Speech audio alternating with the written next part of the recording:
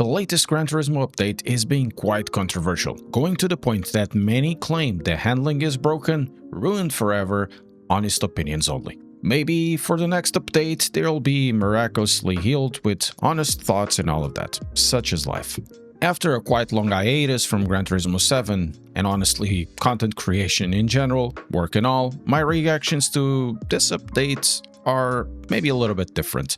There are a few things that I do enjoy, and I don't really agree wholesale to the analysis everything is broken. I mainly play Le Mans Ultimate, Assetto Corsa, and iRacing, so my opinions will have a bit of comparative analysis to them inside.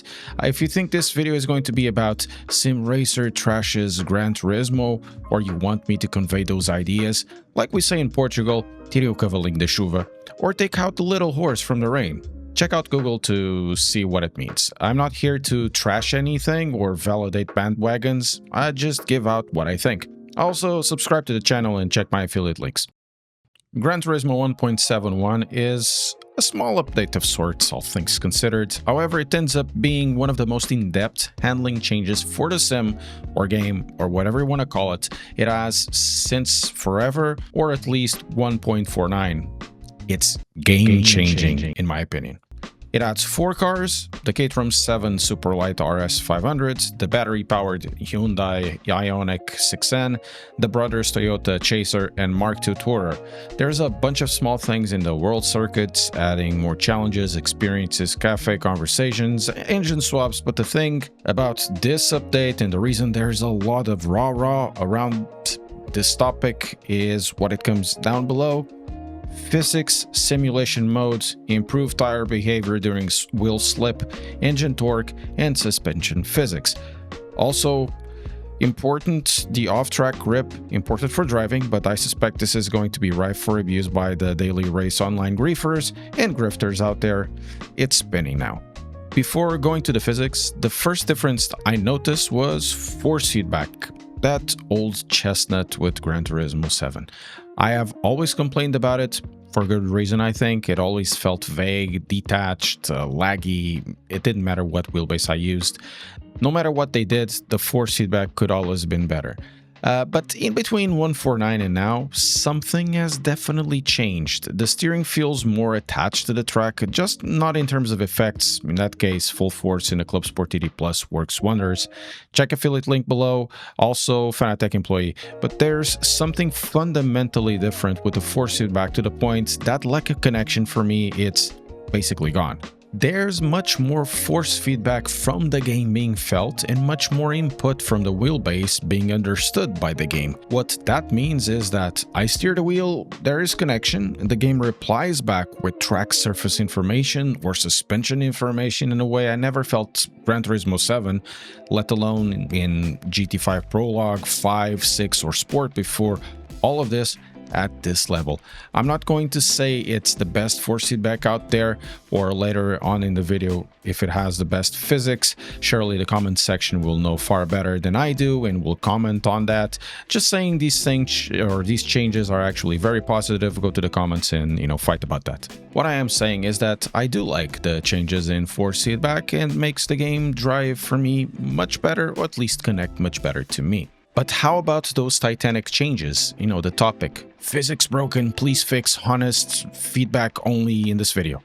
Well, in my opinion, they aren't really broken. I think they were just overcorrected, but that just has a lot of things. They went to 10 in crazy, and they need to be pulled down to a 6 or 7 range, so to say. I like these physics, warts and all, but there's things to fix. If you go back in time to basically a week ago, I think the tires were wishy-washy with little feedback to them. They had almost no operating slip angle, very short capacity to maintain a working slip within the slip angle of the tire and slightly outside of it.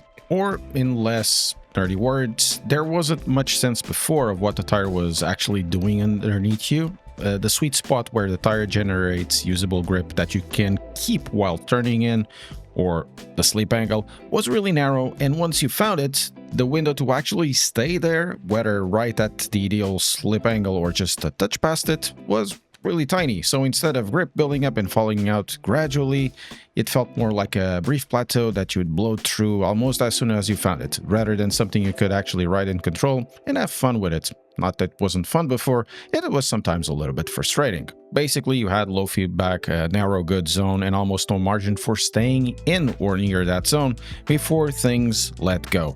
Once you got the grip, the car would just snap out of it with the slightest of oversteer or overdriving. But if you go to the Assettos, Le Mans Ultimate, iRacing, you know, the PC sim racing titles, every single one of them a video game, believe me or not, each one will have their idea of what slip angle is, all different, but damn, there was something to be used. In comes update 171, and it went from that fiddly-widdly slip angle to the almost exact polar opposites, going even past a clear window of overcorrection. But first, the good part. The tires are definitely more progressive, because that razor-thin window where you'd find grip and instantly lose it is basically gone. Now there's an actually curve to it, somewhat, or you get a build up and release instead of a hard cutoff. You can feel the tire load up, you can hang it on it for a while and let go gradually rather than snapping the second you brush the limit. But here is where the overcorrection kicks in, because polyphony didn't just widen the sweet spot, they seem to flatten the whole slip curve to the point there's no curve at all, because grip has now very little fall off. You can go full throttle out of hairpin in cars that used to snap the rear ends, and now they just pull away clean unless you overheat the rear tires. But even past the slip angle, it barely costs you anything for time, I found out. Kinda lose the punishment for pushing too hard, but you also lose the reward for finding the exact limit, because there isn't one to find anymore. It's all one long plateau. But that's only talking about the butt of the car, because at the front, it's even funnier, because steering induced understeer, or when you turn the wheel too much past where the tire can grip, is almost gone to the point it can be hilarious, and it's going to be exploited to hell in dailies. So you go into a corner, you apply brakes, to rotate, to stop the car going so fast so you can rotate the wheel, and you can go past the slip angle. Keep rotating the wheel, and the car has more turn in. There is something to say about how sim racing video games exaggerate understeer and make tires more slippery than they actually need to be, front and rear of the car, and 4 tires altogether. But Gran Turismo went to the moon with this one. I drove the GR3 cars, or GT3 cars, track-tuned road cars, and also vintage stuff. They all exhibit this behavior of turn the wheel more to make the car turn more. It can really be quite funny, but if you start dialing it back a little bit where the tires and car feel connected and reasonable, which is very interesting, I kinda enjoyed driving the road cars. I enjoyed driving the GT3 cars, or GR3 cars, whatever they're called, and the Audi R8 GT3 is not the killer anymore, but more of an enjoyable hoodlum. So, does it mean all of it with this turn-in and lack of, a peak of slip angle, that the game is broken beyond repair? Actually, no. It's not like the underlying model is fundamentally destroyed, honest opinion. It's more that someone is a bit of a joker and they went too far in one direction. The bones of a genuinely better tire model are actually here. Like, you have the progressive slip behavior sorts, you have the smoother grip to slip transition. All of that stuff is real, and it's a part worth keeping, and they should be going in that direction. What is off is just how much grip stays available deep into slip, and that's a tuning problem of the physics, characteristics, or whatever. Even though I still can't drift for my goddamn life in this game, what the hell, man. Realistically, this update reads like a classic overshoot, then panic and go back a little pattern. Polyphony has done it before, not just in Gran Turismo 7. You tweak something significant, the community reaction is kinda loud, then they follow up with patches, and they push it back a little more toward the middle instead of just reverting everything and setting everything on fire. Given how deliberate this rework was clearly done, it'd be surprising if they walked back on the whole thing. It's more like they are going to the barber with this stuff and trim the hair here and there, and then you have basically the same thing, but just a little bit different. I really want to see how this is going to be in the next few weeks, or the amount of reset the drivers will need online. I'm a bit of a sadist, because I'm expecting things about how the grass is going to be exploited by everyone.